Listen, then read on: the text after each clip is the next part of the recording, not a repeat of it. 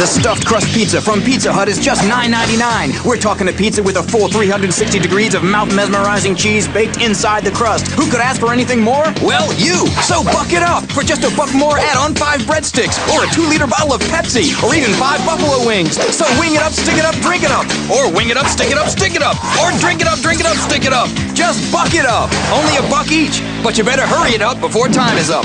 The stuffed crust pizza from Pizza Hut. Another one of the best pizzas under one roof. Introducing Kraft SpongeBob SquarePants Macaroni and Cheese! C-Rex's Diamond Down Baloney! To Bikini Bottomoni!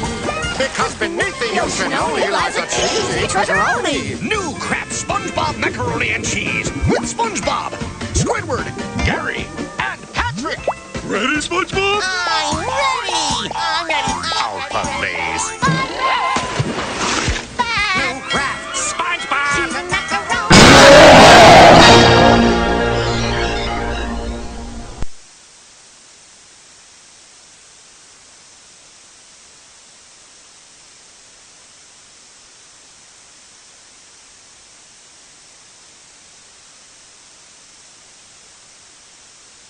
I'm Renee Ritchie, your Creator Insider, and I'm here with Boudica. Boudica, what do you do at YouTube? I'm the product lead for YouTube auto dubbing. Are you auto dubbed right now?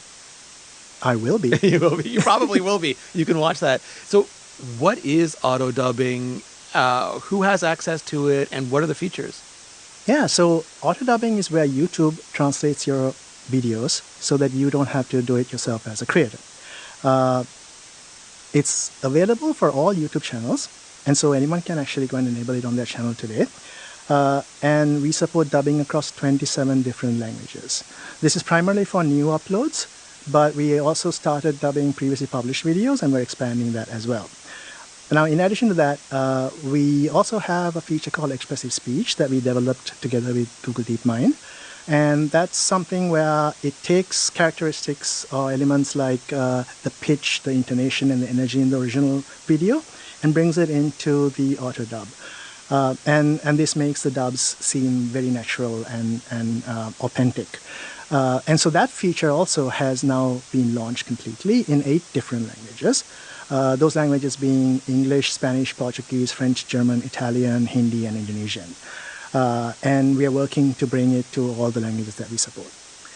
In addition to that, we've also been adding viewer controls. Yeah. So our intent with auto dubbing is for viewers to be defaulted into the original content when they understand it, but give them a translated version when they don't understand the original, and we have a translation that they do understand. And this works most of the time, but occasionally we might get it wrong. And so to address feedback we've seen from viewers who have experienced it when we didn't get it quite right, we've now added a new feature, a setting, that lets you tell us what your preferred languages are. So you can go into, on mobile, you can go into settings languages, or on the web, you can go to settings, playback preferences, and languages. And you can tell us what your preferred languages are. And when you tell us what your preferred languages are, what happens is those languages, we will always show you the original content, if that's available. And that means that you won't be exposed to an auto dub in those languages that you understand. Yeah, I love that so much. I'm from Montreal, and I would maybe like my interface in French, but my videos in English. And maybe I'm trying to learn Mandarin, so I don't want those dubbed. I want to just immerse myself in it. So I love that you're providing this level of control, both for creators and for viewers. Absolutely, because like you said, most of the world is now multilingual. Right, and so they have different needs from the interfaces and the content that they interact with, and we want to give the viewers the ability to curate the experiences to match their needs. And what are you looking at in terms of the impact? What are you seeing in the metrics? There are millions of channels that are actively auto-dubbing today, and that has also translated into viewer benefit, where just in December, we were averaging more than 6 million viewers who were viewing more than 10 minutes of auto-dubbed content every day. Amazing. And what about like when creators look at their watch time or their average view duration? Yeah, that's a great question, right? So average view duration is a great metric to think about how viewers are engaging with the content. And what we see is that on average, the average view duration of an auto dub is about 75% of the average view duration of the corresponding originals, right? So that means that, for example, if you had a video that was getting an average view duration of 10 minutes, then your auto dubs would, on average, see about 7.5 minutes of engagement. And that's pretty amazing, because that means that people who couldn't understand your original content are now engaging with it pretty deeply. And you're bringing in new viewers. But, creators care a lot about AVD. Yes, and so one thing I would point out is that, because the AVD of the auto dubs is lower than the original currently, what you will see is that your channel overall AVD might initially go down a little bit, right? And so what's important there is to pay attention to the language level performance characteristics. Because what's happened now is that you no longer have just a single channel. Yeah. You actually have multiple channels that are language specific. And each of these will behave differently depending on how that content resonates in the audience. So what you want to go and do is look at this at the language level, and YouTube Studio makes it easy for you. You can actually filter out performance metrics by language by using the audio track filter that you can find in YouTube Studio. Yeah, I love that. I think I always encourage creators to not look at these, like, math is hard, statistics are terrible, averages lie to us all the time. So I always encourage creators, like, not to just look at the top level, but to go into it, because, like, the original language AVD, you'll see it. Once you click in, it's still the same as it always was, but now you're getting additional watch time, additional views on top of that. And I think that's also just as important for revenue, because we'll sometimes see creators say, oh, my average CPM or my average RPM went down. I was, like, to make it simple, I was at a 10 and now I'm at a 7 because the new one is at a 4 and, like, the average is 7. But when you dig into it, it's like, no, I'm at 14, because it's not like the average of 10 and 4, it's the total. So I really love that. Like, go into analytics and look, don't concentrate on the average, concentrate on the new total. Right. Because overall, you've increased the reach, right? Yes. And that means there's more people engaging with your content. And that means that the total should be going up. Yeah, and I think some people also worry about, like, the algorithm or discovery. Like, if they turn on auto dubbing to a video, like, are we going to give it a chance with that new language? And I think, like, the teams have worked really hard to make sure that videos, I think they're still working really hard to make sure that videos, when they are available to a new audience, are, like, get every opportunity with that new audience. Absolutely. This is an area that we've been investing heavily in, because, for the longest time, YouTube videos had only a single language. Single thumbnail, single title. It's a brave new world. Exactly, right? So we've been now adding these new languages. Every video has multiple languages.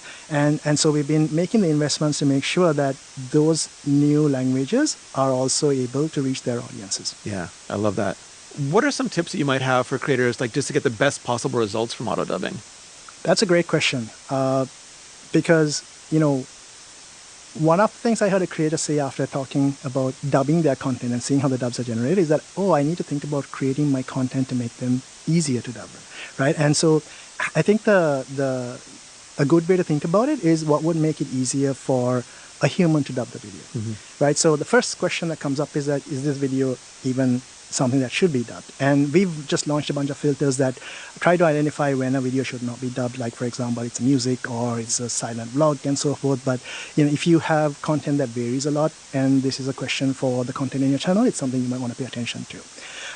And then once you've determined that this video needs to be dubbed, then the next thing that is most important for us is that we understand what was said in that video, right? And so then the first thing to do is to set the video language correctly so that you tell us accurately what that video, which language it's in, versus us having to guess and determine what it is. That'll help us a lot. And then the next thing is to speak clearly, right? Like, if you are very expressive and you have a distinct way of speaking, we might not pick up all the words that you're saying there. And so helping our systems understand what's said will help a lot there. And if your videos have multiple speakers, then, if you have overlapping speech, that can be really challenging too, because to identify who said what when can be tricky. So preferably avoid it or be careful about how you use it. And then the use of things like slang or made-up words can be challenging, because while YouTube is in the bleeding edge of culture, our models are usually playing catch-up, and so we might not handle them as well.